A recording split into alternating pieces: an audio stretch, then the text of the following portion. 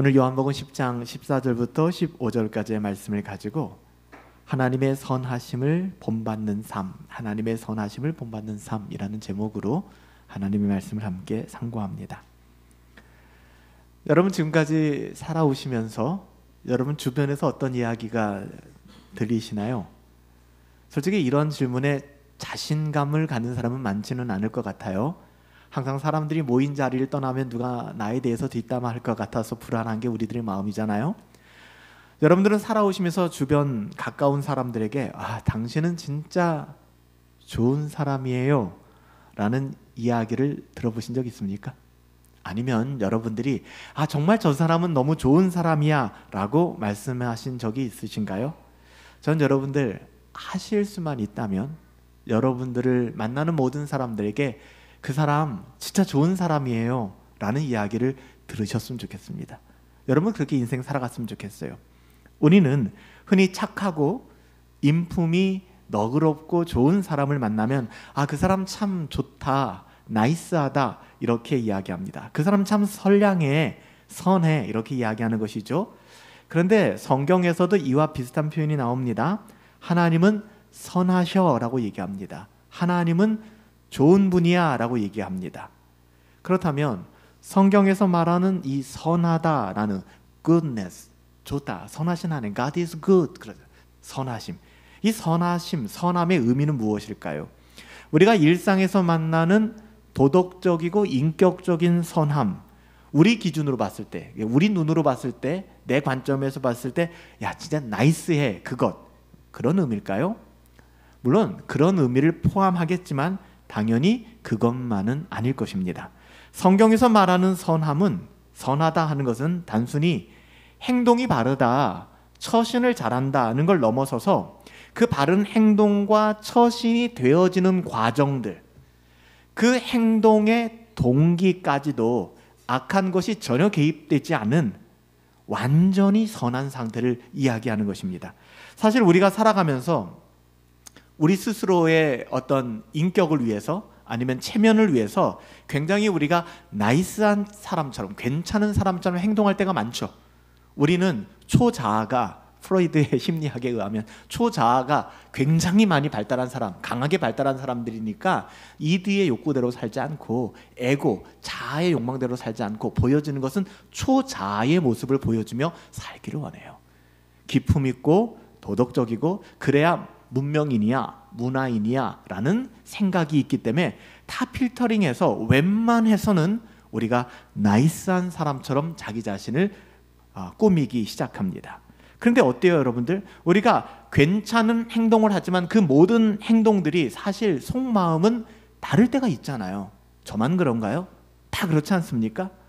하지만 성경이 여기서 말하는 선하다라는 거 하는 것은 드러난 결과물뿐만 아니라 그 동기와 과정, 이 모든 것이 악한 것이 1도 없는 상태입니다.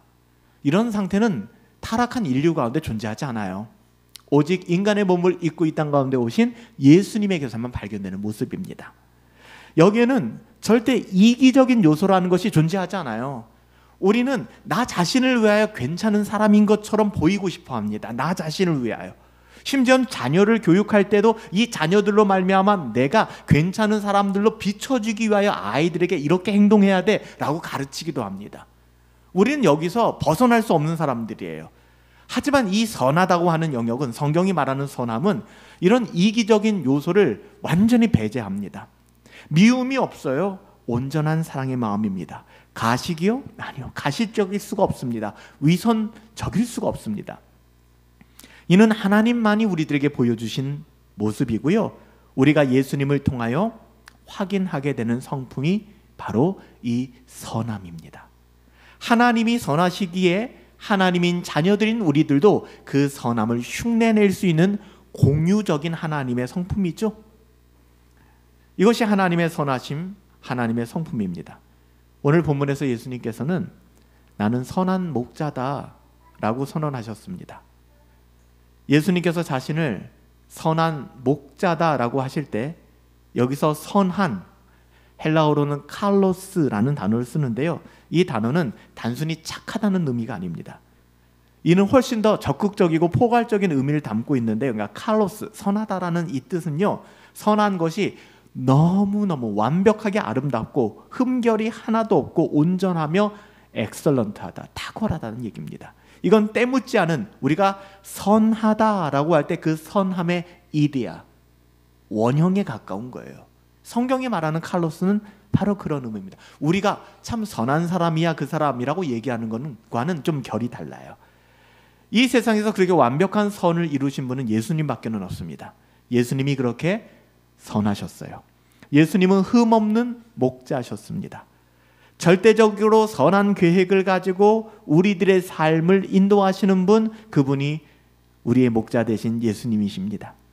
그런 예수님의 선하심 인도 아래에 있다는 것, 우리가요, 이게 하나님의 자녀들이 누릴 수 있는 더할 나위 없는 특권입니다. 놀라운 특권이죠.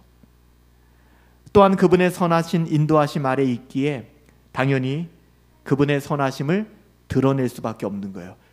보고 듣고 누리는 게 하나님의 선하심이 있기 때문에 우리 가운데에는 그 선하심을 모방할 수밖에 없는 것이죠. 우리가 경상도에서 태어나면은 경상도 언어를 쓸 겁니다. 전라도에서 태어났다면 전라도 언어를 쓸 거예요. 충청도요? 충청도 언어를 쓸 겁니다. 거기서 태어났기 때문에. 이거를 무시할 수가 없는 거예요. 우리가 하나님의 자녀로서 하나님의 선하심을 보고 듣고 산다 그러면 우리 가운데서 뭐가 드러날까요? 하나님의 선하심이 드러날 수밖에 없는 것입니다. 날마다 그 어떤 환경과 상황 속에서도 설령 우리의 눈에는 사망의 음침한 골짜기를 다니는 것 같지만 그 상황 속에서도 하나님의 선하심을 보고 누리게 되는 거예요. 제가 경상도 지역을 방문했는데 그 경상도 지역에 어떤 아주머니가 이제 가판을 열고 뭘 팔고 계셨는데, 뭘 파는데 목소리가 충청도 사람인 거예요. 아무리 들어봐도 경상도인데 충청도 방언을 쓰는 거죠. 왜 그럴까요? 보니까 여쭤보지는 않았는데 그분이 충청도 분이에요.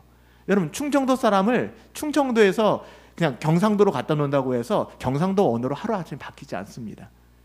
여러분 아시죠? 연예인들 중에서도 가끔 그 지역에 살다가 이제 서울로 올라와서 이제 유명인이 된 친구들이 또 다급한 상황이 생기거나 친구들끼리 모여서는 자연스럽게 자기 지역의 방언을 쓰게 되는 거거든요. 여러분, 하나님의 자녀라는 것이 바로 그런 것입니다. 우리가 진짜 하나님의 자녀라면, 더 나아가서 하나님의 자녀로서 하나님의 선하심을 보고 듣고 경험하고 산다 그러면 이건 자연스러운 일입니다. 내가 경상도 방언을 해야지, 내가 전라도 방언을 해야지가 아니에요. 보고 듣는 게 그거니까 그것이 배출되게 되는 거. 마치 우리 자녀들이 가르치지 않아도 엄마 아빠의 기질을 닮아가지 않습니까? 엄마 아빠가 쓰는 단어를 사용하기 시작하고요. 여러분들도 마찬가지예요. 같은 공동체, 신앙 공동체 안에 있기 때문에 여러분들도 여러분들이 모르는 사이에 이 목사가 쓰는 용어라든지 그런 단어들을 사용하시게 되어 있어요. 왜요? 계속 듣고 보고 하니까 너무나 당연스러운 겁니다. 하나님의 선하심을 우리가 그렇게 보고 듣고 경험하고 산다면 자연스럽게 하나님의 선하심을 드러내는 것은 자연스러운 일이라는 거죠. 우리가 경상도에 거한다 할지라도, 전라도에 거한다 할지라도, 사망의 음침한 골짜기를 다닌다 할지라도, 아니면 굉장히 어려운 환경 속에 있다 할지라도 우리 가운데 드러나는 것은 하나님의 선하심일 수밖에 없다는 거예요. 완벽할 수는 없어도. 그래서 다윗은요, 시편 34편 8절에 이렇게 고백하잖아요. 너희는 여호와의 선하심을 맛보아 알지어다. 그에게 피하는 자는 복이 있도다. 여러분, 이 말씀은 그냥 외우세요. 시편 34편 8절 말씀인데요. 한번 따라 하십시다. 너희는 여호와의 선하심을 맛보아 알지어다. 그에게 피하는 자는 복이 있도다. 얼마나 위로가 되는 말씀이에요. 너희는 여호와의 선하심을 맛보아 알지어다. 왜 그래요? 그에게 피하는 자는 복이 있도다라고 얘기합니다. 다윗은 이 시를 어디서 지었는지 아세요? 블레셋 땅에서 지었습니다. 인생 가운데서 굉장히 힘든 시기였어요. 다윗의 인생 가운데. 여러분들의 인생 가운데 언제가 제일 힘든가요? 힘들었던 적이 있지 않습니까? 다윗의 인생에서 정말 큰 위기를 만났을 때, 다윗은 사울 왕의 추적을 피해서 블레셋 땅까지 도망쳐와서, 이거 그저 그런 일이 아닙니다. 그는 이스라엘의 백성이었는데 이스라엘의 그 자존심을 다 버리고 블레셋 이방 땅으로 도망갔다는 것입니다. 거기서 목숨을 부지하기 위하여 이방 나라 가드 왕 아기스 앞에 섰습니다. 근데 여기서 어떤 행동을 하는지 아시죠? 침까지 흘려가면서 미친 짓을 합니다. 고대 사회에서는 정신적으로 건강하지 않은 사람들, 미친 사람들이죠. 정신병에 걸린 사람들은 불길한 존재로 여겼어요. 귀신 든 사람이라고. 그래서 그 사람들을 가까이 하지 않았습니다. 다윗이 그래서 지금 미친 척을 했다는 거예요. 이방 왕 앞에서. 사울 왕의 그 정부군을 따돌리고, 어떻게 보면 정치적 망명은 아니죠. 도망쳐봐서. 결국에 아기스 왕이 뭐라고 얘기했는지 아세요? 신하들한테 나한테 왜 이 미친놈을 데리고 왔느냐. 다윗을 향하여 나에게 왜 미친 사람, 나에게 사람이 부족하냐, 내가 할 일이 없어서 이 미친 사람을 만나야겠냐. 이들 나름대로는 그들의 주적이라고 생각해서 다윗을 잡아왔는데, 다윗이 미친 척을 하니까 이 아기스 왕이 하는 말이, 야 나한테 사람이 없어서 미친 사람을 데리고 왔냐, 저 미친놈을 데리고 왔느냐, 당장 내 눈앞에서 치워 라고 얘기하는 거예요. 그래서 다윗을 쫓아냈습니다. 어떻게 보면 먹혀든 거죠. 다윗이 미친 척을 했으니까. 여러분 이때 다윗의 마음을 읽으십니까? 다윗이 어땠을까요? 긴 숨을 내쉬면서 역시 나는 지혜로워, 이제 살았다. 여러분 그랬을까요? 다윗이 어땠을까요? 얼마나 깊은 자괴감을 느꼈을까요? 하나님의 사람이라는 내가 이렇게까지 생명을 구걸해야 되나? 차라리 나 데려가시지. 내가 왜 이 꼴을 당해야 되나?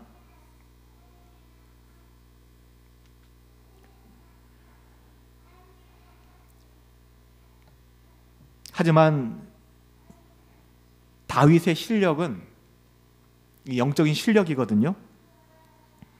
이런 생각에 오래 갇혀 있지 않았다는 것입니다.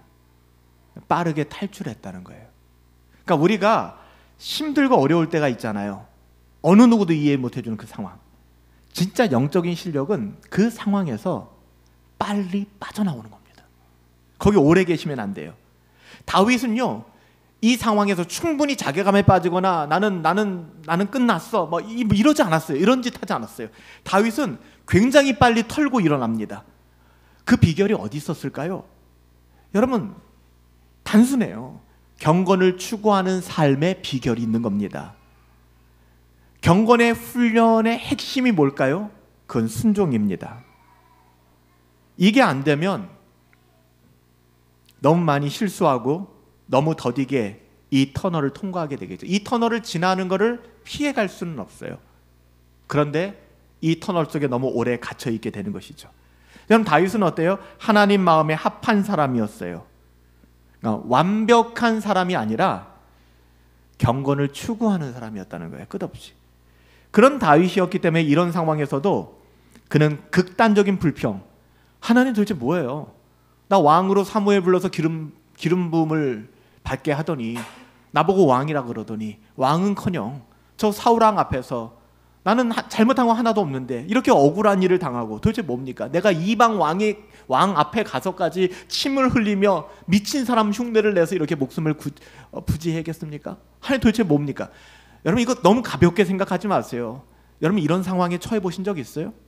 그런데 이런 상황에 처한 다윗이 오랜 시간 그 부정적인 감정에 매몰되어 있는 것이 아니라 금방 털고 일어난다는, 옆에 있는 사람 힘들게 만들지 않았다는 거예요. 힘든 내색 다 내보이면서 하나님 이럴 수 있어, 나 기분 나쁘기로 작정했으니까 나한테 말 걸지 마, 이런 행동하지 않았다는 거예요. 다윗이요. 다윗은요 극단적인 불평과 원망이 아니라 곧바로 뭐라고 얘기하는지 아세요? 오늘 시편 기자가 그렇게 다윗이에요. 하나님의 선하심을 맛보아할지어다. 이게 말입니까 뭡니까 도대체? 근데 다윗이 그러고 있어요. 누구라도 이런 상황에선 자존감 다 무너지고 자괴감에 매몰되어서 그 사람 바라보고 말도 건네기 힘들 정도의 상황이어야 되잖아요. 지금 다윗이. 근데 다윗은 실의에 빠져서 낙심하고 절망하기보다는 하나님의 선하심을 더욱더 나 깊게 깨닫게 되어서 이렇게 고백하네요. 이게 가식이 아니라는 거예요. 여러분들, 이 말장난이 아니라는 겁니다. 이거 위선이 아니에요.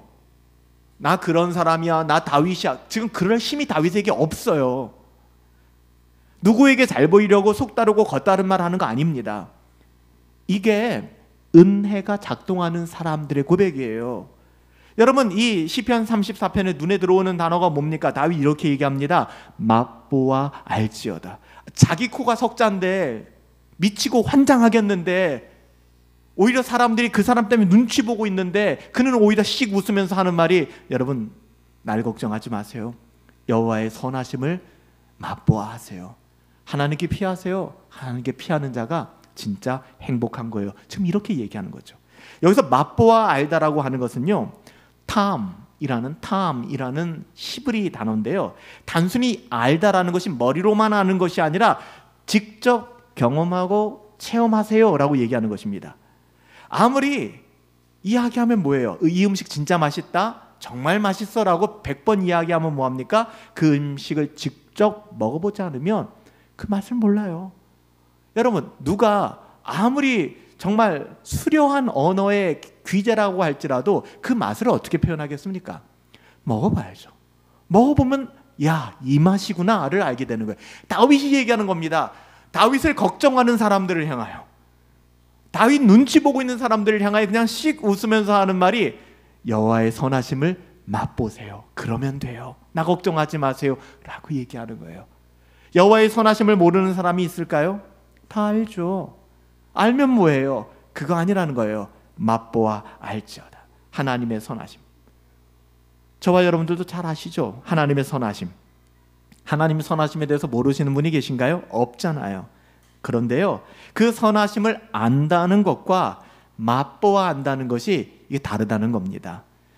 날마다 핑계대고 변명하며 자신을 방어하지 말고 그 어떤 환경과 상황 속에서 다윗이 얘기하는 거예요. 나처럼 여호와의 선하심을 맛보아 알았으면 좋겠어. 그러면 세상의 그 어떠함에 매몰되거나 숨지 않을 거야.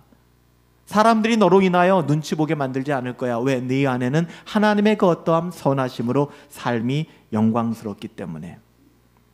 솔직히 다윗 입장에서는요, 지금 자기 코가 석자기 때문에 하나님의 선하심을 다른 누군가가 맛보든지 맛보지 않든지 그건 아무 상관없습니다. 오지랖 부리는 걸까요? 아무 상관없어요. 이게 지금 다윗의 현실에 무슨 도움이 됩니까? 근데 보세요. 하나님의 선하심을 맛보아 알았다는 증거가 이겁니다. 다윗은 하나님의 선하심을 맛보아 알았기 때문에 하나님을 경험하는 삶이 인생에 있어서 얼마나 행복한 것인지 알았기 때문에 순간에 부정적인 감정에 빠질 때도 있고, 순간 내가 자존감이 무너질 때도 있고, 나락에 빠질 때도 있지만 그거 툭툭 털고 금방 일어난다는 것입니다. 하나님의 선하심을 깊이 경험했기 때문에. 그래서 그를 바라보는 모든 사람들을 향하여 오히려 나의 삶의 자리는 지금 어렵지만 그 삶을 뒤집어서 복음의 영광을 드러내는 것이잖아요. 하나님의 선하심을 맛보아 알지어다. 그에게 피하는 자는 복이 있도다. 그 사람이 진짜 행복한 사람이야. 하나님을 신뢰하고 그분께 피하는 사람은 하나님의 선하심을 경험하게 됩니다. 우리의 신앙의 연수와 지식 정도와는 상관이 없습니다. 내가 몇 년 동안 하나님을 믿고 신앙생활 했는가? 별로 중요하지 않아요.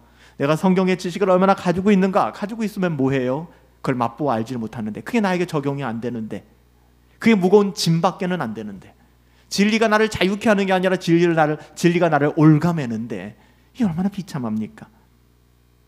여러분 어떠세요? 오늘 선한 성품에 대한 이야기입니다. 하나님의 그 선하심을 바라보며.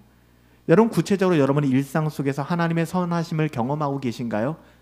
그냥 추상적인 개념 말고 진짜 하나님의 선하심을 맛보고 계신가요?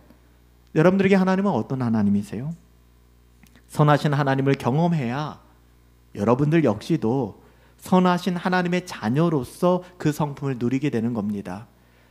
잘 될 때 말고, 잘 될 때야 인심도 쓸 수 있고 얼마나 마음의 여유가 생겨요. 정말 어려운 상황에서 우리의 인격이 드러나는 것이고요, 정말 어려운 상황에서 우리의 신앙이 드러나는 것입니다. 여러분 그 순간에 하나님을 전적으로 신뢰하시나요? 다윗처럼.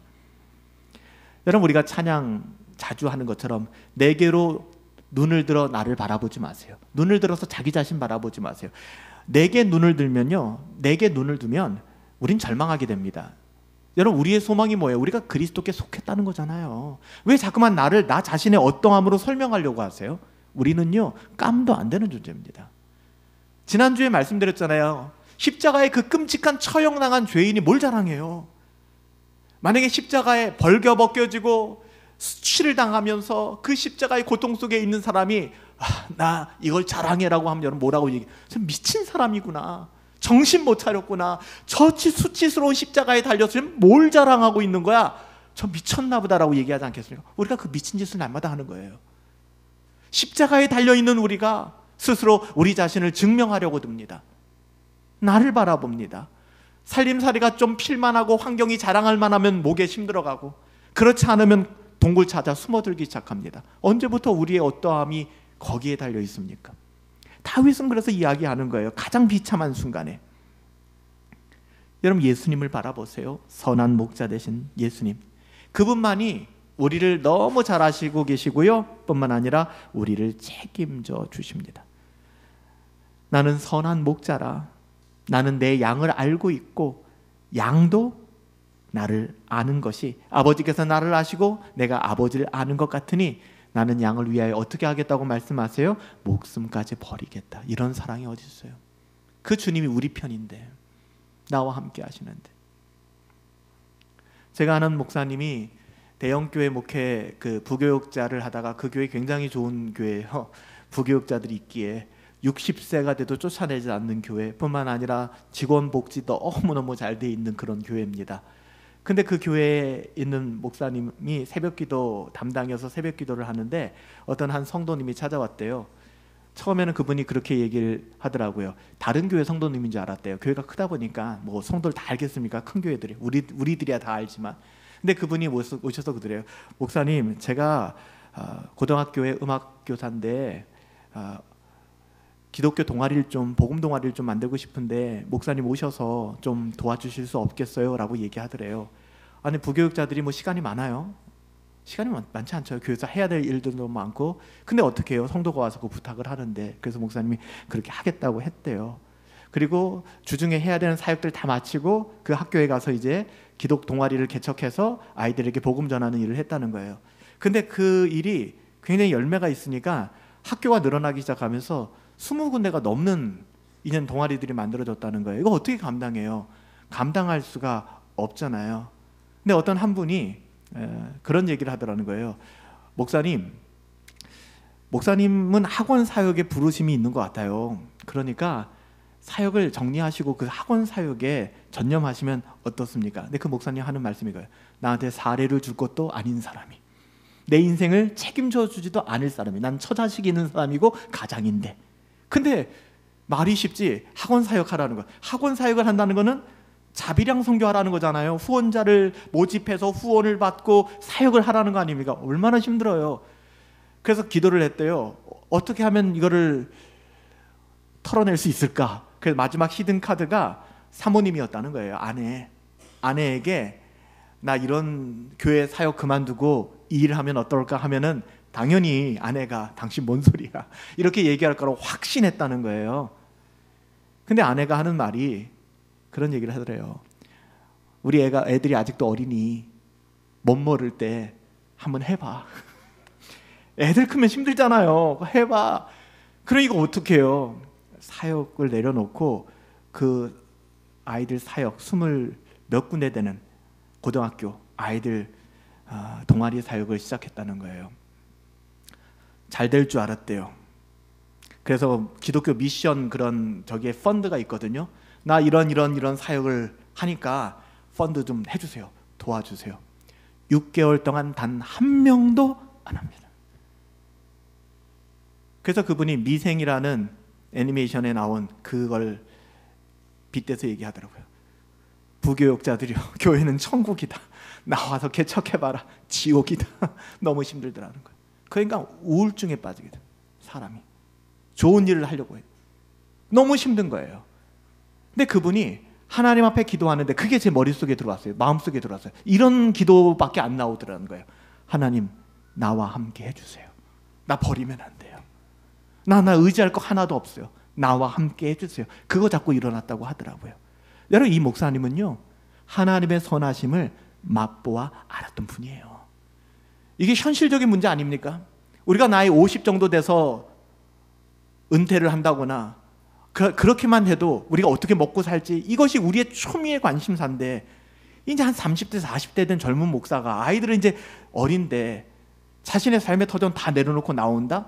여러분, 이것은 뭐 목사니까 가질 수 있는 신앙, 우리는 뭐 그냥 일반 성도니까, 그런 거 아닌 거예요. 하나님의 자녀들이라면 그 부르심을 따라 갈 수 있는 것이고요, 그 부르심이 항상 우리에게 우리가 선택한 그 일에 좋은 걸 주는 게 아닙니다. 때론 너무 힘들 때 있어요. 저도 그랬던 경험이 있는 것 같아요. 우리가 과연 그 어떤 환경과 상황, 가장 중요한 건 내가 먹고 사는 문제를 포기할 수 있느냐, 그런 부분들 아닙니까? 이게 진짜냐 가짜냐를 우리가 놓을 수 있는 부분이잖아요. 과연 그 현실에서 우리는 하나님의 선하심을 경험할 살아가냐, 그게 내 안에 있느냐, 아니면 당신 말 따라서 내가 이거 했다 내 인생 박살났어요, 목사님 말씀 듣고 내가 그런 결정을 내렸다가 결국에는 사람한테 무시당하고 인정받지 못하고 나 결국 이렇게 됐어요. 이건 뭡니까? 사람이 그럴 수는 있어요. 그렇지만 그런 감정과 정서에 오래 머물지 말라는 것입니다. 무엇으로 우리가 이겨낼 수 있다고요? 하나님의 선하심을 우리가 맛보고 알 수 있다 그러면 여러분, 여기에 우리가 오랫동안 잠식당하지 않습니다. 오늘 본문 말씀의 배경이 에스겔서예요. 에스겔서 뭐라고 얘기하냐면 에스겔서 34장에 하나님이 말씀하십니다. 당시에 이스라엘의 지도자들을 향하여 너희들은 삭군이다. 그러니까 돈이 있는 곳으로 가는 목사라는 겁니다. 목자라는 거예요. 그러니까 목자뿐만 아니라 여러분들이 돈을 따라 움직인다면 여러분 삭군 목자입니다. 돈이 우리의 기준이 아니잖아요. 여전히 우리가 무엇인가를 결정하고 판단하는 데 있어서 돈이 중요하다라고 생각한다 그러면 여러분, 그것은 아닙니다. 그건 삭군이 되는 것입니다. 하나님께서는 당시 이스라엘 지도자들에게 삭군 목자다라고 얘기하시면서 너희들에게 영원한 참된 목자를 줄 거야 라는 장면이 나오는데요, 에스겔서 34장 11절에 내가 직접 양들을 찾아낼 것이다, 34장 14절에 내가 그들을 푸른 초장으로 인도해 줄 것이다. 그래서 등장하는 것이 예수님이에요. 우리를 푸른 초장으로 쉴만한 물가로 인도해 주시는 그 예언의 성취가 바로 예수 그리스도예요. 예수님은 삭군이 아닙니다. 이리 같은 자가 아니었습니다. 우리를 참된 길로 인도하시는 분이죠. 요한복음 10장 15절에 뭐라고 얘기하세요? 이런 사람이 있어요? 이런 분 있습니까? 없어요. 나는 양을 위하여 목숨을 버리노라. 여러분, 누구를 위하여 죽어줄 수 있나요? 연애할 때는 그 연애의 대상을 향해서 난 너를 위해 죽을 수 있어라는 립 서비스를 할 수 있을지 모르겠지만, 제가 누누이 말씀드리지만 운전을 하다 보면 사랑하는 아이들을 옆에 태우고 가더라도 절체절명의 위기 속에서는 운전자가 핸들을 꺾게 되어 있어요. 자기적으로 충돌 안 하는 거예요. 살고 싶어서. 여러분, 누군가가 나를 위해서 죽어준다? 드라마 같은 이야기죠. 소설 같은 이야기죠. 그런데 그런 분이 계시다는 거예요. 우리는 그렇게는 못하죠. 그렇게 할 수도 없는 존재입니다. 그럼에도 불구하고 그 사랑을 받은 자들이기 때문에 우리 또한 그런 하나님의 선하심을 우리의 삶 가운데 드러내며 살아가게 된다는 것입니다. 예수님은 자신의 만족과 유익이 아니라 우리의 구원을 위하여 우리 대신 죄의 대가를 지불하시고 자신의 목숨을 버리셨다는 겁니다. 여러분, 이런 마음이, 이런 선함이, 그러니까 누구에게 잘 보이기 위한, 야, 교회에서 이 집사님 진짜 괜찮은 분이야 라는 평가를 듣기 위해서가 아니라 내 안에 정말 이 동기도, 과정도, 결과도 그 선함이 묻어 있는가? 예수님처럼 우리도 이웃의 어려운 그 상황들을 함께 공감하며 함께하는 마음들이 있는가? 여러분, 이런 마음이 없어서 오늘날 기독교가 굉장히 강성적인 기독교가 좌편향되어 있든 우편향적이든 간에 혐오를 부추기는 겁니다. 여러분, 기독교는 그런 게 아니에요. 기도와 구제로 사랑으로 역사하는 믿음밖에는 없어요. 우리 교회 참 작고 연약하지만 너무 소중해요. 목사가 나서서, 목사는 통로가 되는 거니까 여러분들에게 지난번 경남 지역에 있었던 산불에 대해서도 총회 차원에서, 노회 차원에서 이렇게 우리가 돕기를 원하는데 여러분 함께 해주세요. 근데 여러분 아시죠? 목사가 이런 말 하기 굉장히 민망합니다. 왜? 우리가 지금 우리의 살림살이가 넉넉하지 않다는 걸 너무나 잘 알고 있기 때문에. 그런데 제가 볼 때는 항상 제가 기대했던 것보다 더 여러분들이 후원해 주시고 도와주시고, 우리 가운데 그런 선함이 있는 것 아닌가 하는 그런 마음들이 들어요. 그게 우리를 증명하기 위한 건 아니니까요. 하나님의 선하심을 깊이 누리는 사람들은 그들의 삶 속에서 하나님의 선하심을 누릴 뿐만 아니라 그 선하심을 드러내게 되어 있습니다. 말씀 한 구절만 더 볼게요. 에베소서 2장 10절인데요. 이렇게 이야기합니다. 우리는 그가 만드신 바라, 하나님이 우리를 만드셨어요. 그리스도 예수 안에서 선한 일을 위하여 지으심을 받은 자니. 우리는 왜 만들어졌어요? 예수님 안에서 선한 일을 하기 위하여. 이 일은 하나님이 전에 예비하사 우리로 그 가운데서 행하게 하려 하심. 이 일 누가 하는 거예요? 하나님의 선하심이 격발하여 드러나는 행동입니다. 우리의 어떠함은 아니라는 거예요. 여러분, 뉴시티 교리문답 이번 주 5문이죠?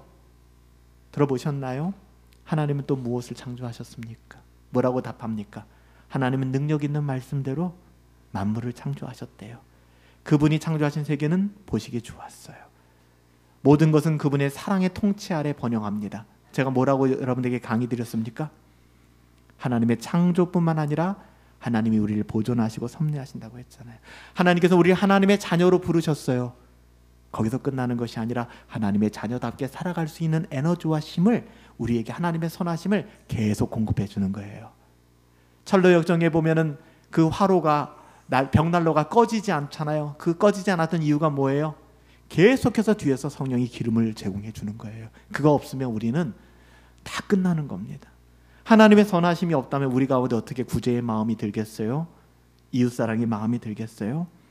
하나님이 우리를 보존하시기 때문에 가능한 일입니다. 우리가 십자가의 복음 안에서 선한 삶을 추구하며 살아갈 때 이것은 단순히 우리의 의로움, 야 나의 인격이 이렇구나, 나 이 정도야가 아닙니다. 하나님의 선하심이에요. 우리는 하나님의 자녀니까, 선하신 하나님의 자녀니까 그 선하심이 흘러가는 거예요. 결코 하나님의 선하심은 타락한 우리의 어떠함으로는 나타날 수 없습니다.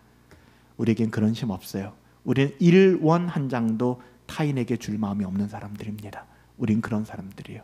우리는 배부르고 배가 터져도, 인간이라는 존재가 내 배가 터지고 터져서 내 손을 입에 집어넣고 개어내고 또 먹더라도 나는 더 먹고 싶은 존재이지 일도 나누고 싶지 않은 그 존재가 인간입니다. 인간이 악하잖아요.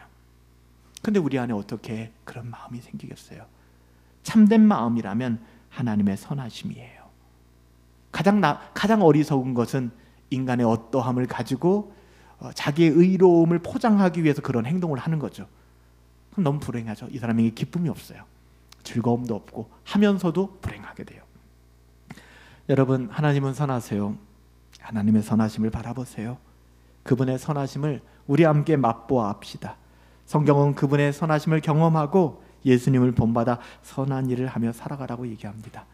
지난달에 암송했던 말씀이죠. 시편 23편에 여호와는 나의 목자시니 내게 부족함이 없으리로다. 나의 평생의 선하심과 인자하심이 반드시 나를 따라온답니다. 말씀 암송하셨잖아요. 나의 평생이에요. 언제든 하나님의 선하심이 나를 추적해 오는 거예요.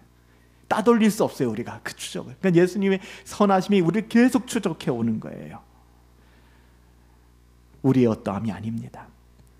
우리는 그분의 기르시는 양으로, 그분의 선하신 목장에서 선하신 하나님을 누리며 그 선하심을 열매 맺고 살았으면 좋겠어요. 그 선한 삶을 살아갈 수 있는, 하나님의 선한 삶을 누릴 수 있는, 여러분의 그 어떤 환경과 상황 속에서도 털고 일어나 여호와 하나님을 맛보아 아는, 하나님께 비하는 넉넉한 은혜가 있기를 예수님의 이름으로 축복합니다.